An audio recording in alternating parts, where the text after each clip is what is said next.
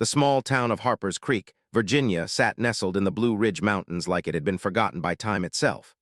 Main Street had 3 traffic lights, 1 grocery store, and a diner called Martha's Place that had been serving the same chicken and dumplings recipe for 43 years.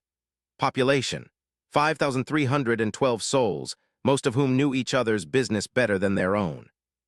Commander Sarah Mitchell stood in front of her bathroom mirror at 6 in the morning, pinning her dark hair into a tight regulation bun. At 34 years old, she had laugh lines around her eyes and a small scar on her chin from a training exercise gone wrong in 2019.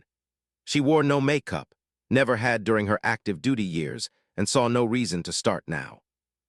In her Navy SEAL team photo on the dresser, she was unsmiling, serious, powerful, the only woman in a lineup of 22 men. Sarah had taken a 2-month leave from her base at Naval Station Norfolk to care for her hometown. Her mother had passed away 6 months prior, leaving behind a modest house, unpaid medical bills, and a community that suddenly remembered Sarah Mitchell existed. The Navy had been generous with her leave request. They understood that even warriors needed to go home sometimes. She dressed in simple clothes, jeans, a blue sweater, and a baseball cap that covered her bun. Nobody in Harper's Creek knew what she did for a living. She had joined the Navy at 22, the summer after graduating high school. Her father had been a Marine. Her grandfather had served in Korea. Service ran through the Mitchell family like blood. The town had never been impressed by it. When Sarah came home on leave, people treated her like she was the same girl who worked at the movie theater in 2008. One local man, a guy named Derek who ran the hardware store, had actually asked if she was married yet and suggested his nephew might be interested. Sarah had smiled and said nothing. She made coffee in her mother's old kitchen, the one with the yellow cabinets and the refrigerator that hummed too loud. She had an appointment at 10 with a realtor to discuss selling the house. Before that, she thought she'd take a walk through town, maybe stop at Martha's for breakfast. A quiet morning before her quiet life continued. The thing about quiet mornings is that they can turn violent in seconds. Sarah decided to walk instead of drive. The October air was crisp and smelled like wood smoke. The leaves were turning gold and red. A few people waved at her from their yards, Mrs. Chen watering her garden, old Mr. Patterson sitting on his porch in a rocking chair. Mr. Patterson had a purple heart pinned to his jacket, and he nodded at Sarah with the kind of recognition that only soldiers understand. She was walking past the town park when she heard the first sound. It was a motorcycle, then another, then a roaring chorus of engines that seemed to shake the quiet morning apart. A group of bikers came down Maple Street in a V formation, their leather jackets covered in patches and symbols. There were maybe 15 of them, loud and aggressive, their exhaust pipes deliberately modified to make as much noise as possible. Sarah had no strong feelings about motorcyclists one way or another. She had served with men and women from every walk of life, but something about this group felt different. They weren't just loud. They were looking for trouble. The bikers slowed down as they passed the park. Sarah watched from a bench as they circled around near the baseball diamond like vultures. One of them pointed toward the town square. They accelerated again, heading in that direction. Sarah's instincts told her to follow. In her line of work, you learn to read situations. You learn to sense when someone was about to get hurt. She stood up and walked quickly toward Main Street. What she found made her chest tighten with a kind of anger she rarely felt. In front of the community center, a group of bikers had surrounded an old man in a wheelchair. His name was James Murphy, and Sarah recognized him immediately. She had known him since childhood. Mr. Murphy had been the elementary school principal for 30 years. He had given her detention once for talking back to a teacher.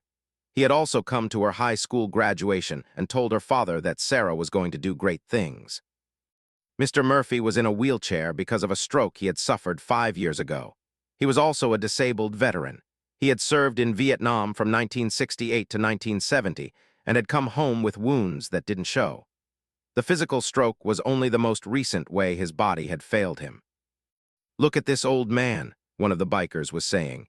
He was large, with a full beard and a patch that read Devil's Mercy on his jacket. "Out here all alone, that's not safe, buddy, that's not smart." Mr. Murphy's face was pale. He was looking down at his wheelchair, not meeting anyone's eyes. His hands were trembling slightly on the wheels. "We're just talking to him," another biker said, laughing.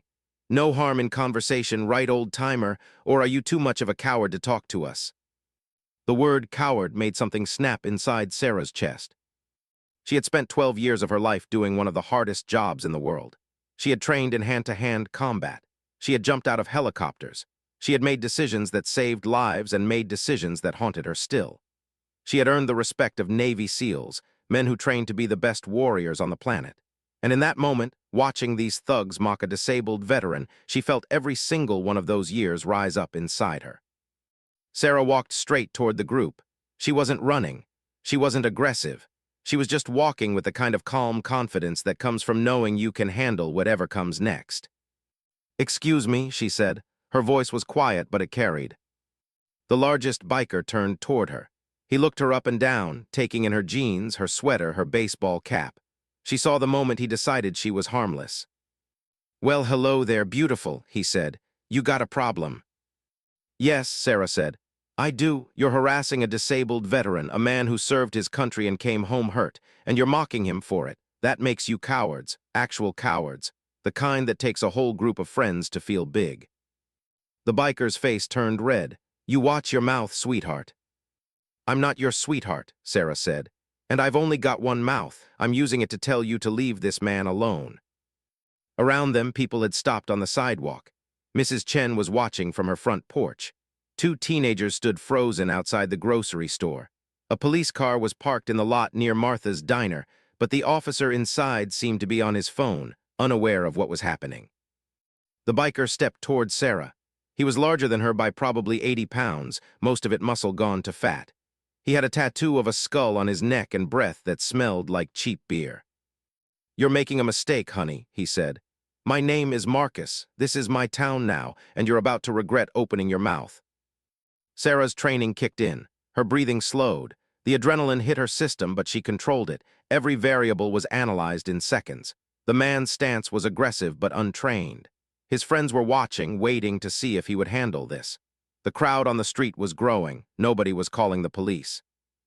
"Your name is Marcus," Sarah said, "and this used to be a safe town. It's not going to stop being safe because you and your friends decided to have a bad day." Marcus's fist came up fast.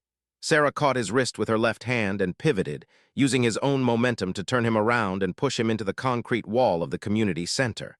The impact knocked the wind out of him. His friends immediately moved forward, but Sarah was already positioning herself between them and Mr. Murphy. "Next person who moves gets the same thing," Sarah said. She wasn't breathing hard. "Except I won't be as gentle." It was a bluff, technically. She wouldn't actually hurt them unless she had to, but her voice carried absolute certainty. In that moment, looking at the 15 bikers and the small woman standing alone against them, something in their collective consciousness wavered. Marcus gasped for air, his hand on his chest. "You broke my ribs." "I didn't," Sarah said. "I just reminded your lungs what pressure feels like. You'll be fine." A police car pulled up then, lights flashing. Officer Tom Bradley emerged, his hand on his belt. Tom had been 2 years ahead of Sarah in high school. He had asked her to prom and been genuinely kind when she said no. "Sarah," Tom said, surprised, "what's going on here?" "These people were harassing Mr. Murphy," Sarah said simply. "I asked them to stop. This gentleman got physical. I defended myself." Tom looked at Marcus, who was still bent over, and at the bikers, who had backed up several feet.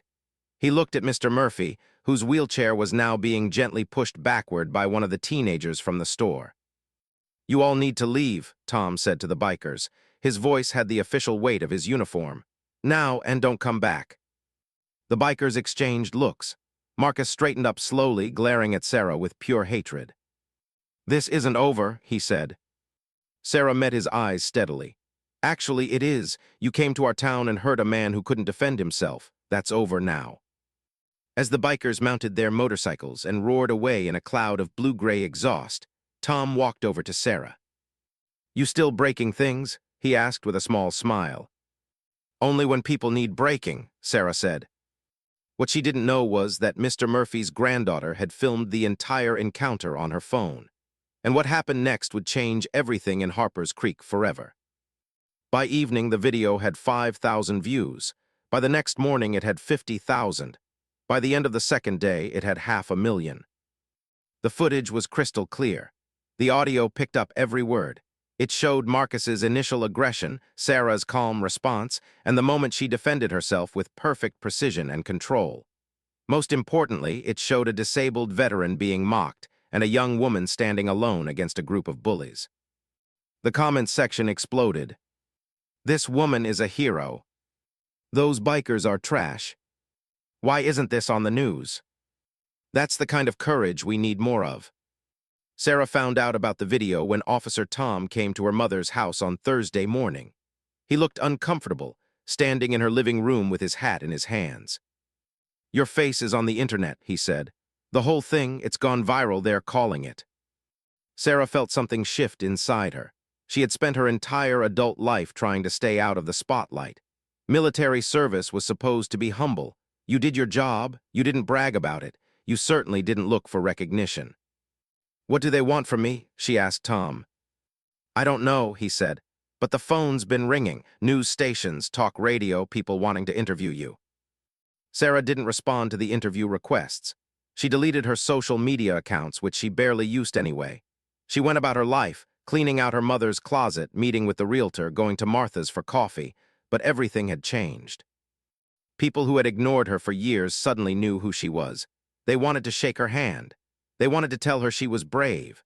Some of them cried when they talked to her, telling stories about their own struggles, their own moments of injustice. Mr. Murphy called her on Friday. His voice was small and fragile on the phone. "I'm sorry," he said. "For what?" Sarah asked. "For putting you in that situation, for not being able to handle it myself, for being weak." Sarah felt her chest tighten.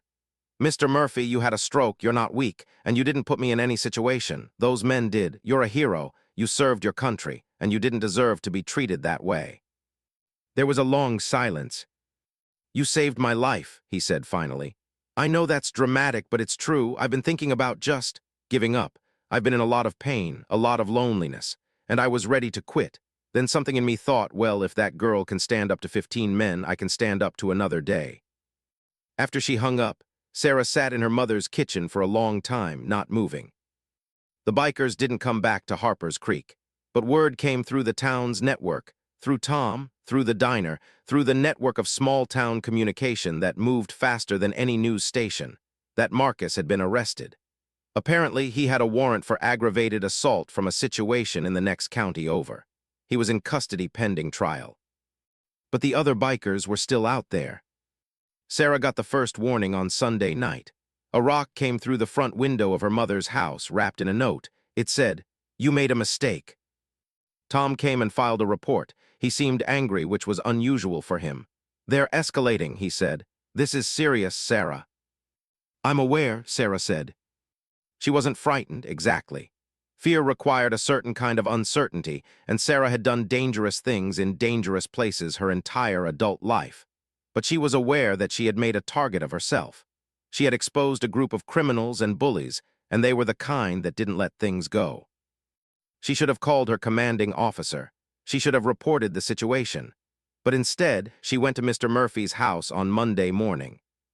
He lived in a small ranch home with wheelchair ramps installed on both sides of the front door. His granddaughter, Emma, answered the door. Emma was 17, a senior in high school with dark eyes and her grandfather's steady calm. "Hi," Emma said. "He's in the kitchen." Mr. Murphy was sitting at his kitchen table with a cup of coffee. He looked smaller than Sarah remembered, though she knew intellectually that he hadn't changed. Pain and age did that. They made people seem to shrink. "Sarah," he said, smiling, "come in, come in."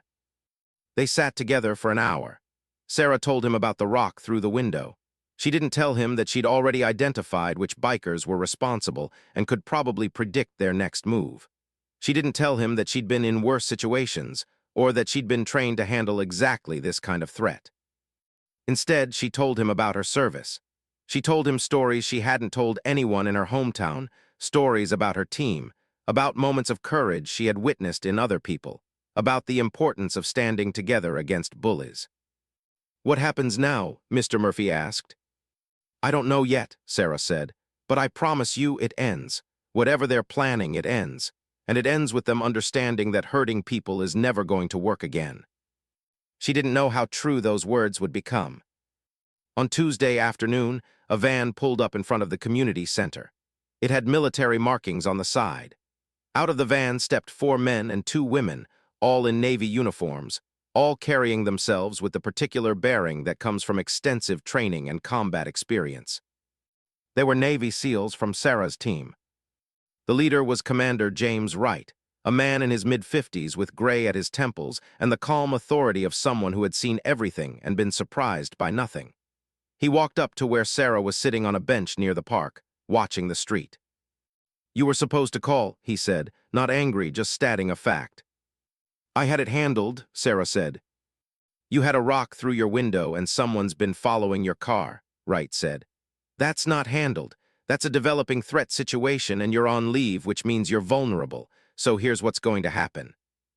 Sarah listened as Commander Wright explained that her video had gone viral in military circles. The Navy was extremely aware of what she had done. She had protected a disabled veteran with intelligence, restraint, and precision. She had not escalated unnecessarily. She had de-escalated a dangerous situation. And now the Navy wanted to help. "We've got authorization to assist in a local security situation," Wright said. "Just in case those bikers decide to escalate further. But I need you to know something, Mitchell. You did good work, but you shouldn't have done it alone." Sarah felt something release in her chest, something tight that she had been carrying since the moment she saw Mr. Murphy being mocked. "Thank you," she said. "Don't thank me yet," Wright said. "We've got a plan, but it's going to require you to be bait." The next phase began with intelligence. Commander Wright's team had training in surveillance and threat assessment that far exceeded anything available to local law enforcement. They began mapping out the bikers' patterns, their hangout locations, their usual route through town. The motorcycle club called themselves the Devil's Mercy, and they had chapters in 3 states. The leadership was harder, more organized than the casual thugs they had sent to Harper's Creek. The group that had targeted Mr. Murphy was a local chapter, run by a man named Robert Bear Callahan, who had a criminal record stretching back 20 years. Information came in through the Navy's network, contacts, resources, intelligence that was far beyond what local law enforcement could access. Within 72 hours, Wright's team knew more about the Devil's Mercy than Tom Bradley had known in his entire career as a police officer. What they found was worse than anyone had expected. The motorcycle club wasn't just a group of loud troublemakers. They were involved in drug distribution, protection rackets, and intimidation of local business owners throughout the region. Mr. Murphy wasn't their first victim. He was just their most recent one. Sarah found this out when Commander Wright brought her into the community center and showed her the evidence on a laptop. Photos of businesses with broken windows, interviews with business owners who wouldn't press charges because they were terrified, a pattern of escalating violence that seemed to be getting worse. "This is bigger than you," Wright said. "This is organized crime. The FBI has been looking at them for months." Sarah felt the weight of that settling on her shoulders. She had thought this was about helping her hometown, about standing up for an old man, but it went deeper than that. "What's the plan?" she asked. "We use what they want," Wright said. "They want to hurt you because you humiliated their leader. They're going to keep escalating because their egos won't let them stop, so we give them an opportunity." "You want me to go somewhere alone?" Sarah said. "Yes, we'll be close. You won't be in actual danger. But we need to catch them in the act of attempted assault, and we need them to admit to their other crimes. We need evidence that the FBI can use." Sarah nodded. She had done undercover work before. She understood the risks, the precision required, the way one mistake could change everything. "When?" she asked. "Friday night," Wright said. "There's a diner outside town, Martha's Place. You've been there for coffee multiple times. They know that's part of your routine. We think they'll make their move that night." Sarah went to see Mr. Murphy to tell him what was happening. She didn't tell him the details. That was safer for him. But she told him that they were working to resolve the situation. "I need you to trust me," she said. "This is going to get worse before it gets better, but it's going to end." Mr. Murphy squeezed her hand. It was a small gesture, but it contained everything: his fear, his gratitude, his belief that she would come through. The next 3 days were preparation. Sarah worked with Wright's team to review surveillance footage, to plan exit routes, to understand exactly where every member of the team would be positioned. They coordinated with the FBI, who had their own resources and their own agenda. There was a moment on Thursday night when Sarah realized how much she missed this. The planning, the preparation, the feeling of being part of something larger than herself. She had come home thinking she would be relieved to leave the intensity behind. Instead, she felt alive again. Friday arrived gray and cold. Rain threatened in the clouds gathering over the mountains. Sarah went through her day methodically: breakfast, a walk, lunch at Martha's where she made sure to be seen. She let the diner owner know she'd be back for dinner around 7. By 6:30, she was in position.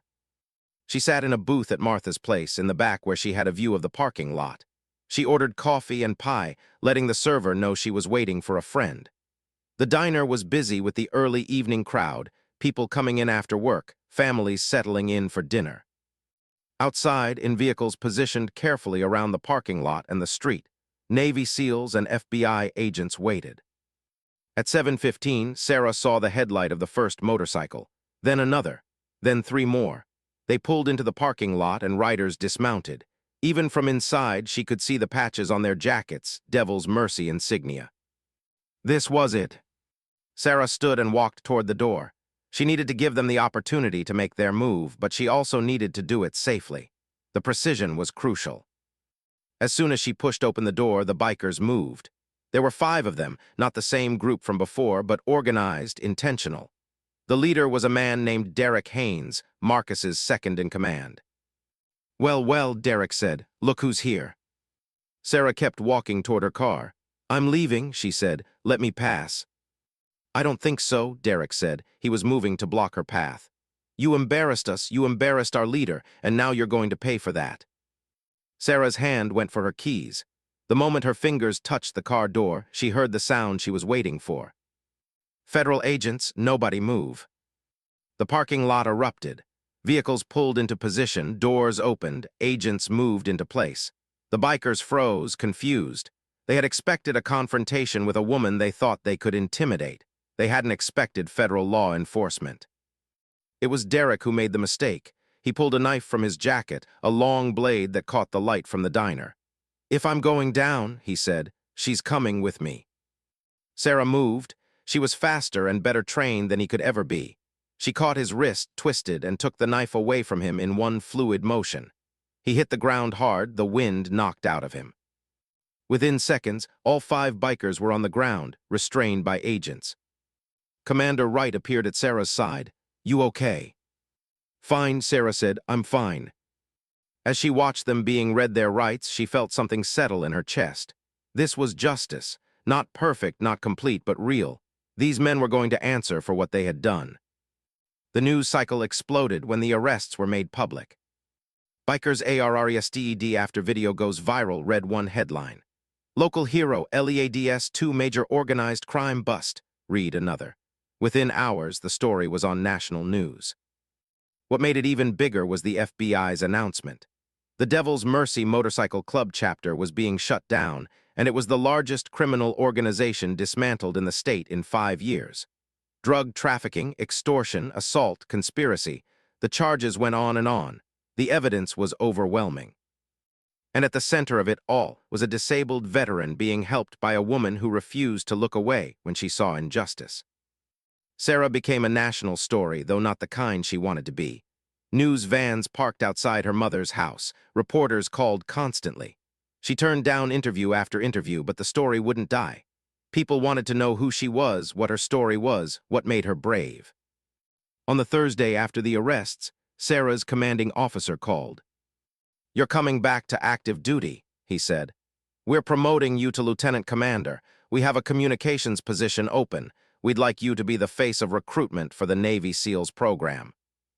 Sarah's stomach sank. It was a good opportunity. It was prestigious. It was also bureaucratic work, which she had never enjoyed. I need to think about it, she said. Don't think too long, her commanding officer said. This is the kind of opportunity that doesn't come around twice. But before Sarah could make that decision, something else happened. Mr. Murphy had a physical therapy appointment on Friday afternoon. Sarah drove him, waiting in the office while he went through his exercises. When he came out, he looked different, lighter somehow, despite the obvious pain in his face. "I have something to show you," he said, "at home." His house was quiet, filled with afternoon light. Emma made them tea while Mr. Murphy took Sarah into the living room and showed her a folder. Inside were letters, dozens of them. "People have been sending these," Mr. Murphy said. "Since the video came out, people saying that watching you stand up to those men gave them courage to do things they'd been putting off. People saying it reminded them that there are still people willing to fight for what's right." Sarah read through the letters, tears blurring her vision. A woman who had left an abusive relationship because watching the video made her believe things could be different. A boy who had stood up to bullies at his school. A teacher who had reported an administrator who'd been creating a hostile work environment. An elderly man who had finally told his doctor about pain he'd been hiding for years. Lives changed, not because Sarah had done anything extraordinary, but because she had refused to look away when something was wrong. "Do you understand?" Mr. Murphy asked. "You didn't just help me, you helped so many people." Sarah closed the folder. She knew what she was going to tell her commanding officer. She called him Saturday morning. "I'm not taking the recruitment position," she said. "I'm going to do something else." There was a pause. "What?" "I'm not sure yet," Sarah said. "But I know I can't just talk about what matters. I need to keep doing it, in whatever way I can." The Navy wasn't happy about it. But Sarah had earned enough respect that they let her transition to a different role, consulting work on military ethics and leadership training. It paid less, required her to travel less, and gave her the flexibility to be home. She decided to stay in Harper's Creek. It was a decision that shocked people. Sarah Mitchell, Navy SEAL, choosing to stay in her small hometown, but she had realized something in those weeks after the video went viral. Real strength wasn't about being the best in the world at combat. It was about standing up for people who couldn't stand up for themselves. It was about using your power to make your community safer. She started working with Mr. Murphy, who had begun a veteran support group in town. She volunteered at the high school, teaching self-defense to students and talking about the importance of speaking up. She sat on the town council, pushing for community safety measures and better funding for mental health services. It was quieter than her Navy career, but in many ways it was harder. The trial for the Devil's Mercy Club members was scheduled for January. The prosecution's case was airtight. The evidence was overwhelming. Everyone knew how it would end. But 3 weeks before the trial was set to begin, Sarah got a phone call from an FBI agent named Patricia Morrison. "We found something," Morrison said. "Something that changes the whole story. Can you come to Norfolk? We need to show you something." Sarah made the drive to the naval base the next morning. What she found in the FBI's office made her chest tighten with a different kind of anger. "We've been digging deeper into Bear Callahan," Morrison said, "into the history of the Devil's Mercy, and we found something. There was another incident, 7 years ago, a different town, same pattern." She showed Sarah a photo. A young woman similar to Sarah in build and bearing, a destroyed business, police reports that had gone nowhere. "She tried to press charges," Morrison said. "But the bikers intimidated witnesses. The case fell apart. She moved away, changed her name. The woman would be 28 now." Sarah understood immediately. "They've been doing this for years and getting away with it." "Yes," Morrison said, "but you didn't let them get away with it. You had training, resources, and you wouldn't back down. Most people do back down, and that's what allowed them to continue." Sarah felt something settle inside her, a kind of clarity about what her job was. It had never been about being the strongest or the best. It had been about refusing to accept injustice, no matter how big or how intimidating. The trial lasted 3 weeks. It was held in the county courthouse in Richmond, about an hour from Harper's Creek. Sarah attended every day, sitting in the back of the courtroom, wearing a simple black suit and steady determination. The prosecution's case was thorough. They presented evidence of drug trafficking, extortion, and multiple assaults. They showed the pattern of intimidation that had kept witnesses silent for years. They introduced testimony from business owners who had finally found the courage to come forward, inspired by the video of Mr. Murphy. The defense tried to paint Sarah as an aggressive woman who had provoked the bikers. They tried to suggest that she was part of some military conspiracy. They tried everything they could think of. But the evidence was too strong. By the end of the first week, everyone in the courtroom knew how this would end. On the Tuesday of the second week, Bear Callahan took the stand. He was massive, muscled, intimidating. Exactly the kind of man who had built his life on the fact that most people would back down when confronted with his size and aggression. The prosecutor asked him simple questions. Had he come to Harper's Creek with the intention of establishing his authority? Had he deliberately targeted Mr. Murphy because the man was disabled? Had he expected that threatening someone in a wheelchair would go unchallenged? Callahan tried to deny it, but the video was too clear. The evidence was too overwhelming. By the time the prosecutor was finished, Callahan looked smaller somehow, diminished. The final witness was Sarah. She took the stand on Wednesday afternoon. The prosecutor asked her to describe what happened that morning in the park. Sarah did so in clear, simple language. She described seeing Mr. Murphy being mocked. She described her reaction, not as anger, but as a recognition that injustice was happening, and she had the ability to stop it. "Did you know you were in danger?" the prosecutor asked. "Yes," Sarah said, "but Mr. Murphy was in greater danger. He was disabled, alone, and outnumbered. Those bikers had already decided he was vulnerable. The only question was whether I was going to let that continue or stop it." The defense attorney cross-examined her for 2 hours, trying to get her to admit to excessive force, to anger, to anything that would make her look like an aggressor. But Sarah answered every question with calm honesty. "You're a Navy SEAL," he said, as if it were an accusation. "I am," Sarah said. "Trained in combat?" "Yes." "So you used your training against these men?" "I used the minimum force necessary to protect a disabled veteran from assault," Sarah said. "That's what my training taught me to do, not to hurt people, to stop people from hurting others." The courtroom was silent. Even the judge seemed to have settled back in his chair, as if he knew the weight of what was happening. The jury deliberated for 5 hours. The verdict came back guilty on all counts. Bear Callahan was sentenced to 15 years. The 5 bikers arrested in the parking lot received sentences ranging from 3 to 8 years. The FBI's charges for drug trafficking and organized crime would likely add decades to their sentences. When the judge announced the verdict, Sarah remained still, expressionless. But her hands, resting on the wooden railing in front of her, relaxed slightly. After the trial ended, Sarah stood outside the courthouse. It was a cold December day, the sky gray and heavy. Reporters tried to approach her, but she ignored them. She had only one thing on her mind. She drove straight to Mr. Murphy's house. He was sitting in his wheelchair on the porch, watching the street. Emma was beside him, her hand on his shoulder. When they saw Sarah's car pull up, Emma smiled. "We saw the news," Emma said. "You did it, you actually did it." Sarah sat down on the porch steps, suddenly tired in a way that had nothing to do with physical exhaustion. "We did it," she said. "I couldn't have done it without help. I couldn't have done it alone." Mr. Murphy reached out and squeezed her hand.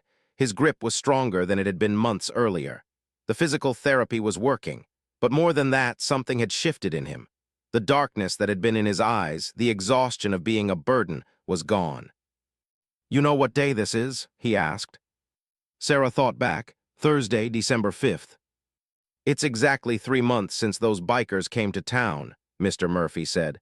3 months since you stood up for me, and I've been thinking about something." "What's that?" Sarah asked. "I've been thinking about how I almost gave up, how I was seriously considering that my life wasn't worth living anymore. And then you came along and reminded me why it was. Not because life is easy, but because life matters, and because there are people like you who will stand up for others." Tears slid down Sarah's face. She let them fall without trying to stop them. "I'm creating a scholarship," Mr. Murphy continued, "for veterans' children who want to go into service, military, police, firefighting, emergency medicine, any kind of service. I'm calling it the Mitchell Veterans Service Scholarship, and I'm dedicating it to you and to everyone who refuses to look away when they see injustice." Sarah couldn't speak. Emma was crying too. "Grandpa's been working on this for weeks. He wanted to ask you in person." "Yes," Sarah managed. "Yes, of course." As the sun set over the mountains, painting the sky orange and purple, Sarah sat on that porch with the 2 people who had started this journey. She thought about the letters still arriving at her address. She thought about the young woman whose case was now being reopened because of the evidence they had uncovered. She thought about the other business owners who had come forward, about the pattern of crime that was finally being stopped. She thought about courage, not the kind you're born with, but the kind you choose every single day. the kind that comes from refusing to accept that injustice is inevitable. Later, back at her mother's house, Sarah sat at the kitchen table and called Commander Wright. "I've made a decision about what I'm doing next," she said. "What's that?" Wright asked. "I'm staying home. I'm going to work with Mr. Murphy on his veterans support services. I'm going to teach. I'm going to keep doing this work, helping people, standing up for what's right. I'm not going back to active combat duty." "You sure about that?" Wright asked. "I've never been more sure of anything," Sarah said. There was a long silence on the other end of the line. Then Wright said, "You know what? That's the right call. The Navy needs warriors, but we also need people who are willing to come home and make their communities stronger. That's just as important." When Sarah hung up, she felt something release inside her that she didn't know had been holding on. She had spent 12 years proving something, proving that she could do what men said only men could do. She had earned her place among the best warriors in the world. But sitting in her mother's kitchen, looking out at the quiet street of her small hometown, she realized that what she had been missing all along was the simple act of being needed. Not needed for a mission, needed by people, by her community, by Mr. Murphy, who had decided his life was worth living because she had refused to walk past injustice. That was a kind of strength that no combat training could teach. That was a kind of power that changed the world, slowly and quietly, one small act at a time. 6 months later, Sarah stood at the podium at Harper's Creek High School, speaking to the graduating class. She talked about choices and courage. She talked about the fact that bravery isn't about being fearless. It's about doing the right thing even when you're terrified. In the audience, Mr. Murphy sat in his wheelchair, beaming. Emma was in the graduating class, in the row with the other students. She was planning to join the Coast Guard, inspired by Sarah's example. And in the parking lot outside, a van pulled in. Navy personnel got out, there to talk to potential recruits about service. They carried a banner with the Mitchell Veterans Service Scholarship logo on it. Sarah had come full circle. She was still serving, still fighting, still standing up for what was right.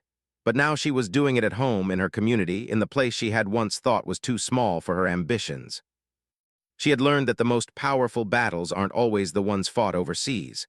Sometimes they're the ones fought in small towns, against the darkness that tries to take root in every community.